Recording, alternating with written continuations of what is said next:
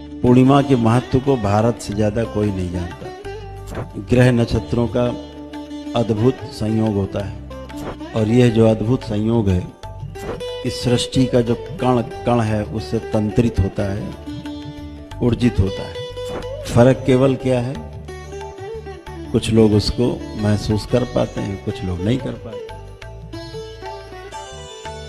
कुछ लोग ज्यादा संवेदनशील हैं जैसे कि आप लोग, तो महसूस कर लेते हो। जो लोग इस समय का, इस क्षण का, पूर्णिमा का सदुपयोग करते हैं वो निश्चित एक न एक दिन पूरे जरूर होते हैं। आप सबके अंदर इतनी श्रद्धा बाबा माँ के प्रति, भगवान भोलेनाथ, माता कामाख्या, माता महाकाली के प्रति, इसलिए आप सब लोग एक जगह एकत्रित हो लेते हैं। कुछ लोग बेहोशी में तो कुछ लोग जागृत अवस्था में, लेकिन उसका फल जरूर मिलता है।